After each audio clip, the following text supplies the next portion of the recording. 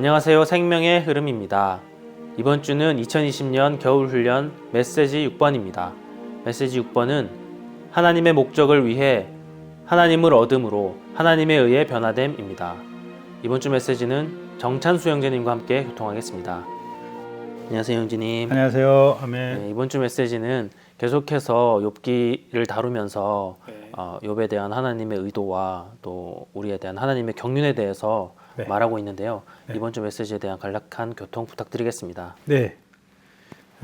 말씀하신 대로 이 6번 메시지에는 3개의 로마 숫자로 구성되어 있고요. 이 3개의 로마 숫자는 바로 3개의 핵심 포인트입니다. 첫째는 하나님의 경륜이 무엇인가, 그리고 둘째는 이 경륜을 통한 변화, 그리고 변화에 이어서 사역에 관한 중점을 얘기하고 있습니다.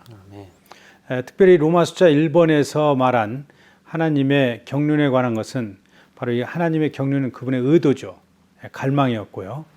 하나님께서 그분의 거룩한 백성을 다루시는 목적은 바로 그들이 모든 것을 비우고 오직 하나님만을 그들의 유익으로 받아들이게 하는 것입니다. 신성한 분배가 있는 하나님의 경륜의 실제 안에 살기 위해서 우리에게 필요한 것은 하나님께서 그분 자신을 우리의 내재적인 조성 안으로 건축하심으로써 우리의 전 존재를 그리스도로 재조성해 주시는 것입니다. 이것이 첫 번째 포인트였고요. 두 번째는 하나님의 경륜은 하나님께서 육체 되심을 통해 육체 안에서 사람이 되심으로 사람을 그 영 안에서 변화를 통해 하나님이 되게 하시는 것입니다. 그 목적은 하나님을 사람 안으로, 사람을 하나님 안으로 건축하심으로써 단체적인 하나님 사람을 얻으시려는 것입니다. 특별히 호세아서 11장 4절에서는 사람의 줄들로 또 사랑의 끈들로 나는 그들을 이끌었고 라고 말합니다. 여기에 사람의 줄들, 사랑의 끈들로라는 이 말은 하나님께서 신성의 수준에서가 아닌 인성의 수준에서 그분의 신성한 사랑으로 우리를 사랑하심을 가리킵니다. 이 하나님의 사랑은 신성하지만 사람의 줄들, 즉 그리스도의 인성을 통해 우리에게 도달됩니다. 그래서 하나님께서 우리를 이끄시는 이러한 줄들, 즉 이러한 줄들이 변화의 과정들이었죠. 이러한 줄들은 그리스도의 육체 되심과 인간 생활과 그리고 십자가에서 죽으심과 부활과 승천을 다 포함하는 것입니다. 마찬가지로 우리 그리스도인의 생활은 위적으로 바꾸는 문제가 아닙니다. 그것은 속에서부터 그리스도께서 증가됨으로 우리가 변화되는 문제입니다. 그래서 우리는 우리의 마음을 주님께 돌이켜서 너울을 벗은 얼굴로 주님을 주목하고 반사함으로써 매일 변화되는 과정 안에 머물 수 있습니다. 형제님 말씀하신 대로 이번 메시지에서는 경륜과 변화와 사역에 대해서 말하고 있는데요. 그럼 이 사역이라는 것은 어떤 것을 말하는 것입니까? 네, 이 메시지에서 특별히 하나님의 의도, 즉 갈망, 경륜을 말씀하시면서 이 변화와 사역을 연결시켰습니다. 변화도 많은 과정이 필요한 것처럼 사역도 단순히 이루어지는 일이 아니라 특별히 로마 숫자 3번에서는 이렇게 말합니다. 사역은 계시의 고난이 더해진 결과이다. 즉 우리가 본 것이, 즉 이상이 고난을 통해 우리의 존재 안으로 일에 넣어진 결과이다. 따라서 우리가 공급하는 것은 우리의 존재이다 라고 말합니다. 비록 성경 안에는 많은 사역자들이 있었지만 그들은 오직 한 사역, 곧 하나님의 신약 경륜을 성취하기 위한 새 언약의 사역만을 갖습니다. 우리가 그리스도와 함께 동역하는 것은 이 유일한 사역을 수행함으로써 그리스도를 사람들에게 공급하여 그리스도의 몸을 건축하기 위한 것입니다. 특별히 여기에서 말씀을 전하시는 분이 3가지의 사역을 말씀하셨는데요. 이 3가지의 사역은 고린도 후서에 나온 사역입니다. 첫째는 그 영의 사역, 그 다음에 둘째는 의의 사역, 화목의 사역을 말씀하셨는데요. 그 영의 사역은 우리가 생명을 주시는 그 영이신 그리스도를 공급함으로써 신성한 계시의 고붕에 이르기 위한 것입니다. 아멘. 의의 사역은 우리의 객관적인 그리스도 그분 자신을 말할 뿐 아니라 그리스도의 참된 표현을 위해서 우리가 살아낸 우리의 주관적인 의신 그리스도를 공급함으로써 하나님 사람의 생활 안으로 들어가기 위한 것입니다. 세 번째 화목의 사역은 우리가 화목의 말씀이신 그리스도를 공급함으로 하나님의 백성을 지성소인 그들의 영 안으로 이끌어서 그들을 영 안에 있는 사람들이 되게 함으로써 하나님을 따라 사람들을 목양하기 위한 것입니다. 예, 우리가 이 세 방면을 가진 이러한 놀라운 사역 안으로 완전히 들어갈 때 주님은 교회들을 새로운 부흥 안으로 이끄는 길을 얻으실 것입니다. 아멘. 아멘. 아멘. 오늘 형제님 오늘 교통 감사합니다. 아멘. 이와 같이 메시지 6번에 대한 간략한 요약을 해보았습니다. 이어서 이 메시지의 영상을 함께 시청하시고 계속해서 위트니스 리 형제님의 영상을 함께 보시도록 하겠습니다. Okay, brothers and sisters, we're on message 6 now, and message 6 actually continues along the same line as message 1. What we're going to concentrate on in message 6 is the great answer to the great question. That this is the answer. So even the title gives us the great answer. It says, gaining God, to be transformed by God for the purpose of God. Okay, now let's come to Roman number 1. It says God's intention with Job was for him to become a person who lived in the heavenly vision and reality of God's economy. You know, saints, I'm very struck by this, that we need to live in the reality of God's economy. God's economy, the reality of God's economy needs to become our living. So this is a great, great point. Now look at A. I just read this first phrase to you. I think it's very meaningful. Job's experience was a step taken by God in his divine economy. That's a great vision and realization that, and again, applying it to ourselves, if we're passing through something, we need to realize God is taking a step in his divine economy in relation to me for his purpose. Again, which is to have the reality of the body of Christ, the bride of Christ, the kingdom of God, ultimately the New Jerusalem, right? So that's a step taken by God in his divine economy. I'll read on. To carry out the consuming and stripping of the contented Job in order to tear Job down, that God might have a way to rebuild him with God himself and to usher him into, I like these 3 words, a deeper seeking after God. You know, we're seeking God, but how deep is our seeking? We want a deeper seeking after God. Again, this is Job, so that he might gain God instead of his blessings. Of course, you know, that might refer to the physical realm. And this refers to Job, his attainments in his perfection and integrity. So I would just pick up these words before we get into the points below this. This word about being contented and having a deeper seeking. You know, if you look at the Apostle Paul, he was just the antithesis of a contented Christian. The first question, the first thing he said to the Lord when he was converted and when the Lord appeared to him, he said, "Who are you, Lord?" That was of course, he thought he was serving God, right? He knew it was God. He knew it was the Lord. He just didn't know who it was. Then he found out it was Jesus, Lord Jesus. You know, so that was the beginning of him knowing the Lord. And he never became content with what he knew of the Lord. You know, he never became content. Because if you come to the book of Philippians, he says these three words kind of in an aspirational sense. He says to know him, to know him. In other words, you could say Paul's whole life was a quest to know Christ. I look in the recovery version at the front page. It gives you the approximate date Philippians was written. And then if you can find the exact date Paul was converted, you'll see it was many years later. I think it's the Life and Epistles of St. Paul. They have a chronological thing in the book, but they say, I'm just using this as an illustration, that Philippians was written approximately 26 years after Paul's conversion. And he says to know him. And you look at Philippians 3, oh my goodness, he's not contented at all. He wants to gain Christ. He wants to be found in Christ.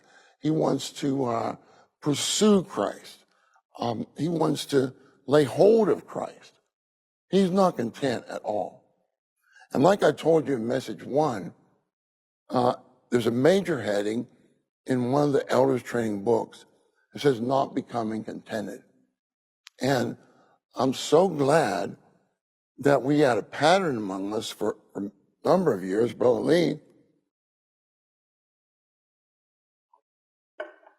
And, I was out here for a few years and I never saw him have one contented day. In his seeking, his endeavoring, came to the church meeting. He didn't come there like, oh, I know everything. He was like fully open to receive new revelation when the saints shared. I remember one time, he asked Francis and I to come to his study, and we didn't know what he was going to talk to us about, so we came. Anyway, it related to a major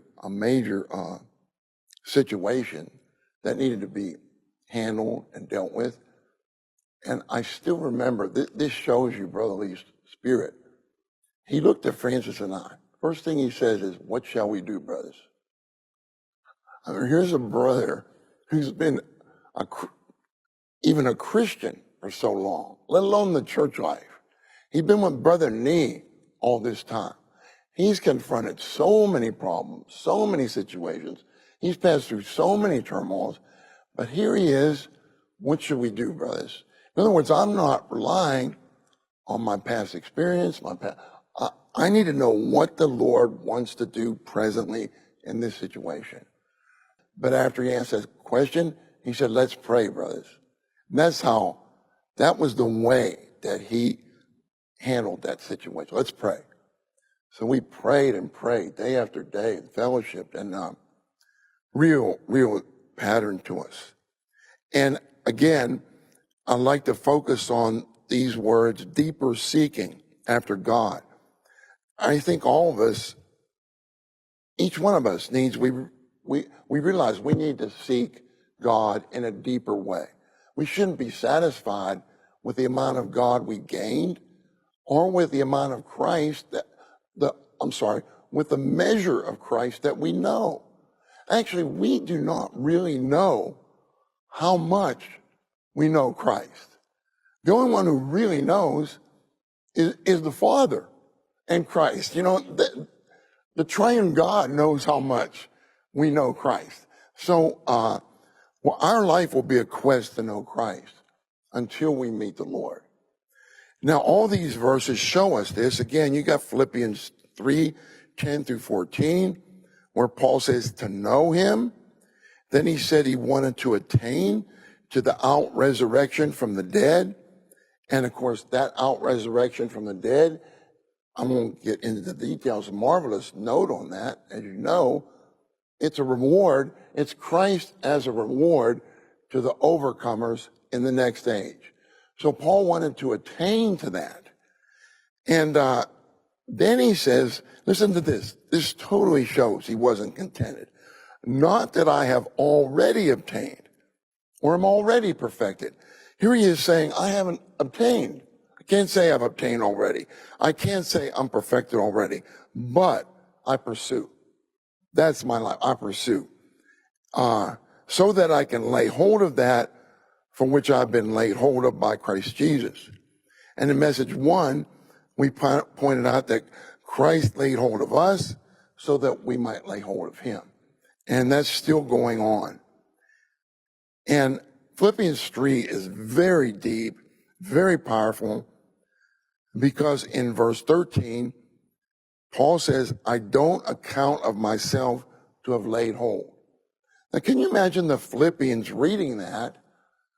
Any one of them could have said, if Paul doesn't think he laid hold, what about me? Even maybe I thought I had laid hold. But after Paul says that, forget about it. You have not laid hold. You better stretch forward. And I love, the end of this passage where Paul says, forgetting the things which are behind and stretching forward to the things which are before. We really have to exercise to forget the things which are behind and stretch forward to the Christ that's before us. Of course, Paul lastly said, I pursue toward the goal for the prize to which God in Christ Jesus has called me upward. Now, saints, we always have to remember what our goal is. Our goal, and you can see this in the note in the recovery version, our day-by-day goal is the fullest enjoyment and gaining of Christ. Every day that should be our goal. Today, Lord, I want to fully enjoy you. Today, Lord, I want to fully gain you. Bring me into fully enjoying you and fully gaining you today. Then what's the prize? The prize is the uttermost enjoyment of Christ in the millennial kingdom. Dear saints, tonight, under this light, you just consider a little bit. Suppose, no need to say all the Christians, just the seeking ones. If all the seeking Christians would only have this mind, right? A mind focused on the pursuing of Christ for the fullest enjoyment and gain of him. Only the seeking ones on this earth would all have this mind. My, what an excellent and wonderful situation will be even here today on this earth. The confused and the complex situation among the Christians today is absolutely due to the one thing that so many Christians, although they are seeking, yet they do not have this mind. You see, they have put up goals after goals. God has only set up one goal. God has only set up one goal, but so many seeking Christians have set up goals after goals. Today, among the seeking Christians, 1,000 goals. Right? And these 1,000 goals make the trouble. In the Lord recovery, we should only have one goal. And the goal is to pursue after Christ, that we may attain to the fullest enjoyment and gain of Christ. We must have this goal. I like Paul's word. If in anything you are otherwise minded, this also God shall reveal to you. Paul was so sure. Paul was so sure, so assured that this is the unique goal. No other goal. Paul didn't mean that there were no Christians having other goals. There were. But Paul says, God still will reveal these to them. This is unique. We all must see this. We all must see this. Thank the Lord that through the years, only this goal has kept us from being distracted. Christian life is a life so easy to be distracted. Every day, some distracting factors around us. The only thing that can keep us on this way is this unique goal. What is this unique goal? Christ, for our highest enjoyment and the ultimate gain. We must take this as our ultimate goal. Then we will be preserved. Then 16, only these. This is not the Greek word for the ordinary walk. You see, walk in the Spirit, walk by the Spirit, and so forth. You don't have a note here. And the Greek word, stoikeo, really means element, but in the verbal form. In English, we don't have such an equivalent. Element could only be used as a noun. It cannot be used as a verb. But in Greek, this noun is used as a verb. Actually, it means the elementary principles become your walking. Could you follow me? You must walk according to the elementary principles. Listen, in anything on this earth, especially in ancient time among the Greeks, some of the societies, some of the organizations, they all have some basic principles. Right? This was the apostles' thought.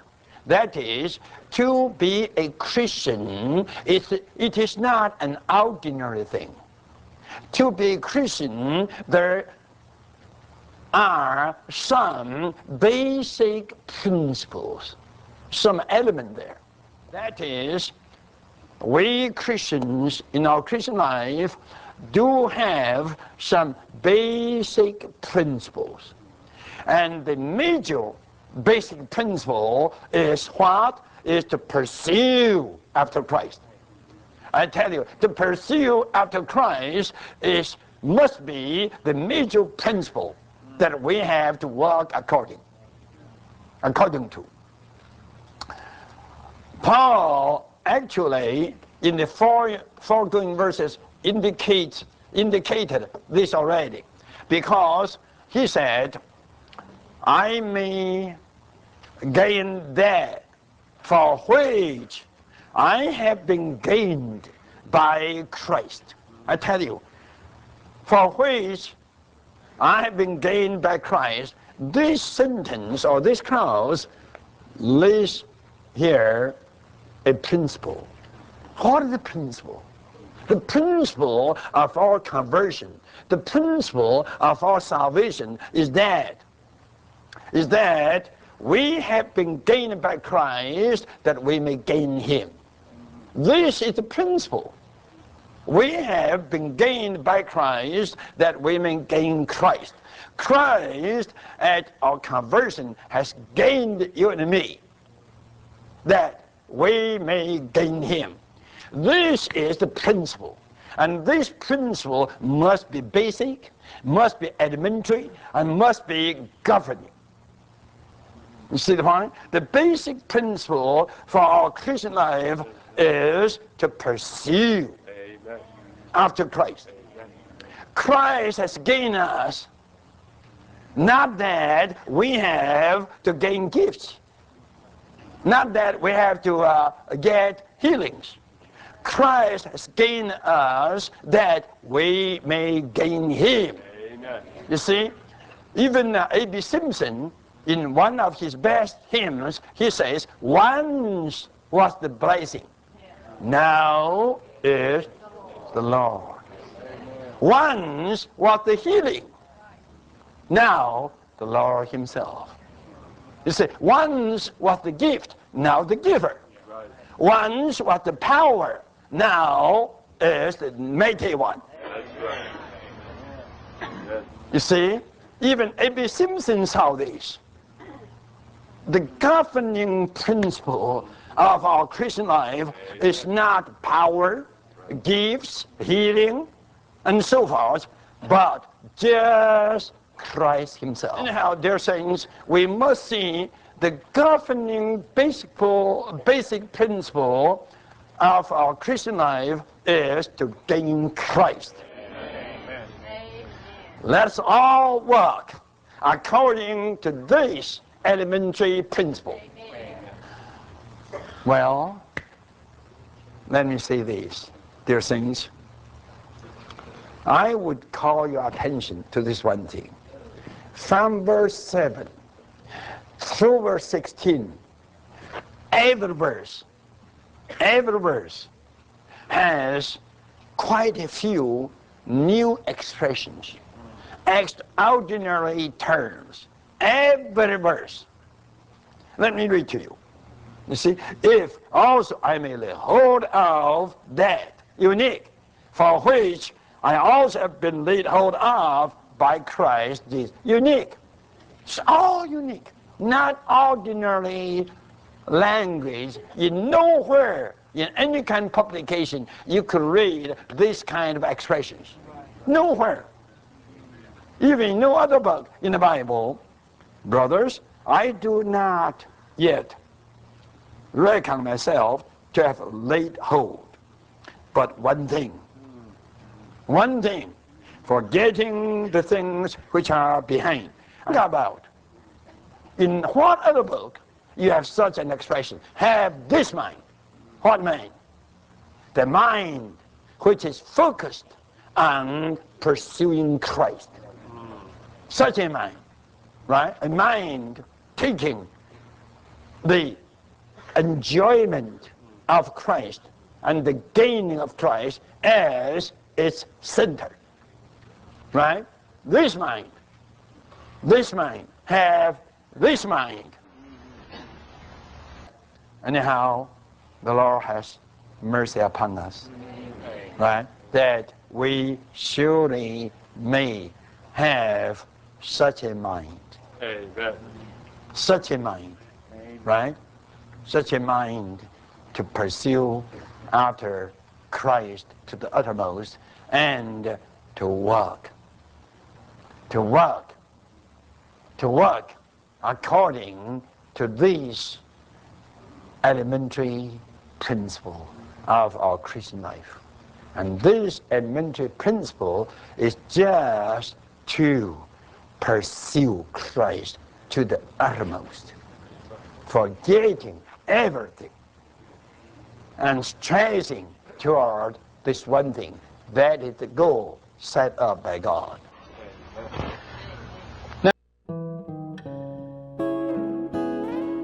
하나님은 우리의 참된 선이심. 성경에서 우리는 그리스도를 깊고도 풍성하게 체험한 바울이라는 사람을 보게 됩니다. 겉으로 보면 그에게는 오락이나 안전이 없었고 오히려 많은 고난이 있었습니다. 그는 사방에서 압박을 받고 맞아 쓰러졌으며 호평과 악평을 받았고 어떤 이들은 그가 간교하여 속임수로 사람들을 사로잡았다는 말로 그를 회방했습니다.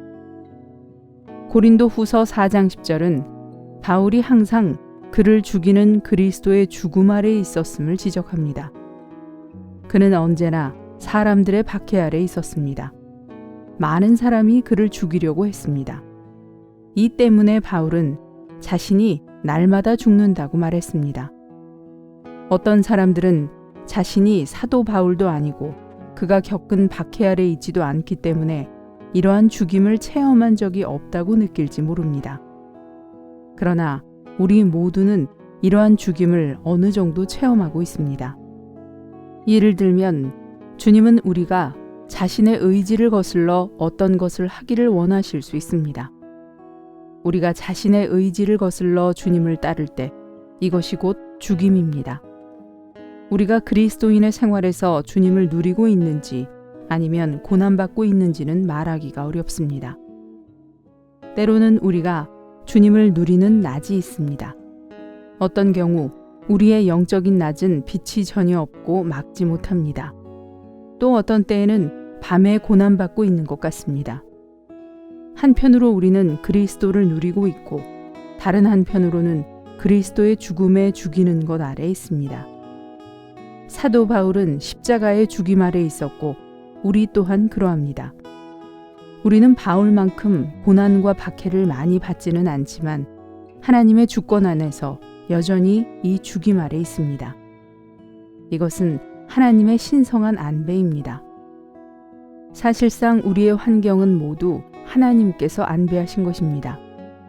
마태복음 10장은 우리의 아버지께서 허락하지 않으시면 참새 한 마리도 땅에 떨어지지 않고 그분께서 우리의 머리카락까지도 그 수를 다 세어 놓으셨다고 말합니다. 하물며 우리의 환경이겠습니까? 순조로움이든 손실이든 건강이든 질병이든 기쁨이든 고통이든 하나님은 우리에게 필요한 환경을 안배하셨습니다. 그 목적은 환경 가운데서 우리 안에 허물어져야 할 것을 부지불식간에 허물기 위한 것입니다. 우리는 자신의 상황과 환경이 결코 자신에게 달려있지 않다는 것을 깨달아야 합니다. 상황과 환경은 날씨와 같습니다. 비가 오든 하늘이 맑든 그것은 창조의 하나님께 달려 있습니다. 그분께서 크고 작은 모든 일을 안배하십니다. 어떤 자매가 있었는데 자신이 하고 있는 일이 건강을 해쳤기 때문에 그 직장을 그만두지 않을 수 없었습니다. 직장을 그만둔 후에 그녀는 저축해둔 얼마의 돈으로 사업을 시작하는 것을 고려하고 있었습니다. 그녀는 신문에서 어떤 사람이 자기 사업에 투자할 사람을 찾는 광고를 보았습니다. 자매와 그 남편은 이 사람의 광고에 마음이 움직여 자기들의 돈을 그 사업에 투자하였습니다. 그들은 저축한 돈을 모두 그에게 넘겨주었습니다. 결국 그들은 그에게 사기를 당하여 자기들의 돈을 모두 잃어버렸습니다. 그리하여 이 자매는 매우 번민하게 되었습니다. 첫째, 그녀는 주님의 신실하심을 의심하게 되었습니다. 그녀는 여러 해 동안 매일 기도했고 모든 것에서 정직하게 주님을 신뢰했습니다. 그녀는 그렇게 많이 기도하고 그분을 신뢰했는데 왜 주님께서 자신을 돕지 않으셨는지 모르겠다고 말했습니다. 그녀는 자신이 라이프 스타디와 우리가 출간한 책들의 도움을 받으면서 성경을 연구하는데 시간을 들여왔다고 말했습니다. 그녀는 이렇게 자신을 주님께 드렸는데 왜 주님께서 자신을 위해 아무 일도 하지 않으시고 자기를 보호하지 않으시는지 모르겠다고 하며 의아해했습니다. 그녀는 기도하고 주님을 신뢰했음에도 불구하고 건강을 잃었고 직업을 잃었으며 나중에는 저축한 돈까지 잃었습니다. 그녀는 네 형제님이 그의 책에서 주님은 우리가 성공하느냐 실패하느냐를 주의하지 않으신다. 주님께서 갈망하시는 것은 그분 자신을 우리 안으로 일에 넣으시는 것이다. 라고 말한 것을 지적했습니다. 그녀는 이 말이 주님께서 우리가 모든 실질적인 문제를 소홀히 하고 그분 자신을 우리 안으로 일에 넣으시는 그분의 갈망만을 주의하기 원하신다는 의미냐고 물었습니다. 그녀는 매일 성경을 읽고 사역의 출판물들을 읽는데 자신과 자신의 시간을 쏟았다고 말했습니다. 그녀는 영적인 추구와 실질적인 문제들을 돌보는 것이 어떻게 조화될 수 있는지를 궁금해했습니다. 그녀에게는 자신이 주님을 신뢰한 것이 아무 소용이 없는 것처럼 보였습니다. 사실 하나님은 우리가 성공하느냐 실패하느냐를 주의하지 않으신다는 네 형제님의 말은 절대적으로 옳습니다. 하나님은 오직 한 가지, 곧 우리 안으로 그분 자신을 일에 넣으시는 것만을 주의하십니다.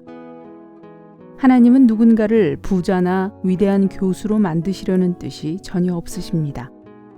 이 땅에는 이미 많은 부자와 교수가 있습니다. 하나님의 목적은 부자나 교수들로 가득한 세상을 건축하시는 것이 아닙니다.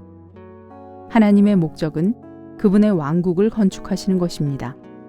그분의 왕국 안에 있는 모든 사람은 반드시 하나님께 그분 자신을 그들 안으로 일에 넣으실 충분한 근거와 기회를 드려야 합니다. 이 때문에 로마서 8장 28절에서 바울은 하나님을 사랑하는 사람들에게는 모든 것이 협력함으로써 선이 이루어진다고 말했습니다. 사람들은 선이 이루어진다는 말씀에 대해 그것을 평안과 축복을 얻는 것으로 잘못 이해하고 있습니다. 하나님의 마음의 갈망은 우리가 좋은 직장을 얻는지 또는 승진하는지와 무관합니다.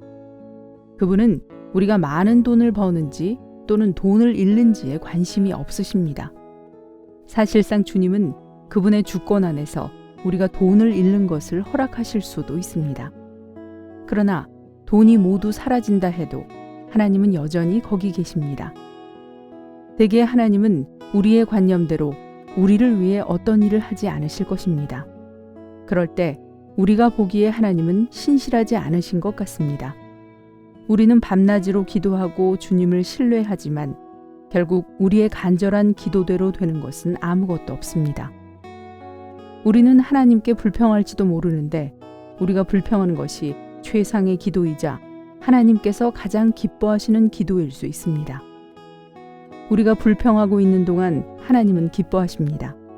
왜냐하면 그분은 모든 것이 협력하여 우리에게 선이 이루어지도록 하고 계시기 때문입니다. 그러나 그 선은 우리가 원하거나 기대할지도 모르는 그러한 것이 아닙니다. 그 선은 하나님을 사랑하는 사람들, 곧 그분의 목적에 따라 부름받은 사람들이 그분의 맏아들의 형상과 같은 형상을 이루는 것입니다.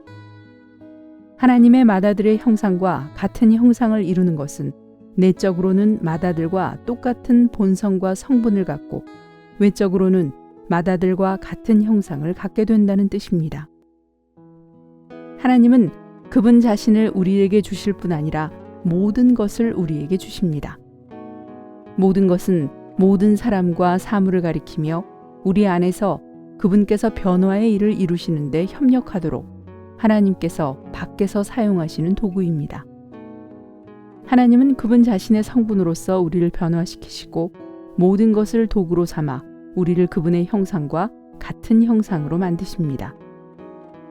이렇게 안의 공급과 밖의 협력을 통해 그분은 우리가 하나님의 아들의 형상과 같은 형상을 이루게 하십니다.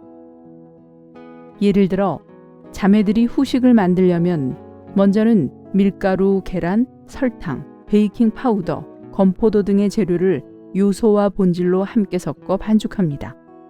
그리고 반죽을 밀어서 어떤 형태의 틀 안에 넣어 빚은 뒤에 마지막으로 오븐 안에 넣어서 굽는데 이 모든 것은 후식이 어떤 형태를 갖게 하기 위한 것입니다. 하나님은 우리에게 이와 동일한 일을 하십니다. 영혼 안에서 하나님은 우리에게 본질적인 변화가 일어나도록 그분 자신을 성분으로서 우리 안에 섞을 계획을 가지셨습니다. 사랑과 빛과 거룩함과 의와 같은 하나님의 모든 성분이 우리 안에 섞였습니다. 후식을 만들 때 밀가루, 계란, 설탕 등의 성분이 있는 것과 같습니다. 현재 우리의 겉모양은 아직 하나님을 닮지 않았습니다. 마치 후식과 같이 우리가 하나님의 아들과 같은 형상이라는 틀 안에 넣어져 빚어지고 모든 것이라는 오븐으로 구워져 하나님의 맏아들의 형상과 같은 형상을 이룸으로써 참된 선이 이루어질 필요가 있습니다. 후식을 만드는 것에 비유한다면 여러분의 가정은 오븐이고 여러분의 동료들은 불과 같습니다. 이 모든 것은 여러분을 위해 하나님께서 예비하신 것입니다. 이 모든 것은 여러분이 그분의 아들의 형상과 같은 형상을 이루도록 돕습니다. 사람은 결혼하자마자 오븐에 넣어집니다. 아이가 생기면 그 오븐의 불은 더 뜨거워집니다. 때로 여러분의 아내가 위로와 만족을 주지만 많은 짐과 어려움도 줍니다. 이외에도 아내와 집안 어른과 남편과 자녀 모두가 여러분이 익도록 여러분을 구울 것입니다. 많은 이가 결혼이라는 오븐 속에 들어가야만 충분히 익을 수 있습니다. 그러므로 하나님께서 우리를 구우시는 목적은 우리가 날이 갈수록 하나님의 맏아들의 형상을 갖고 영광 안에 들어가게 하는 데 있습니다. 하나님에 의해 변화되고 만져지며 구워지는 사람은 어느 정도 하나님의 형상을 갖게 됩니다. 여러분에게 오븐으로 구워지는 과정, 곧 다루심 받는 과정이 있다면 여러분은 달라질 것입니다. 사람들이 여러분을 만나면 여러분이 달라졌다는 것을 느낄 것입니다. 그들은 여러분에게 원래 없던 것들이 생기고 하나님께서 더해지신 것을 볼 수 있을 것입니다. 본 내용은 위트니스리 전집, 워치만리 전집, 하나님의 구원 안에 있는 변화, 그리고 같은 형상을 이룸에서 발췌했습니다.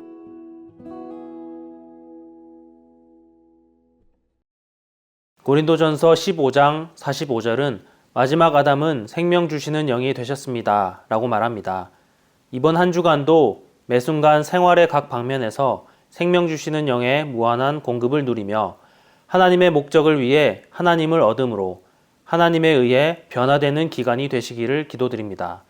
그러면 저희는 다음 주에 다시 찾아뵙도록 하겠습니다. 감사합니다.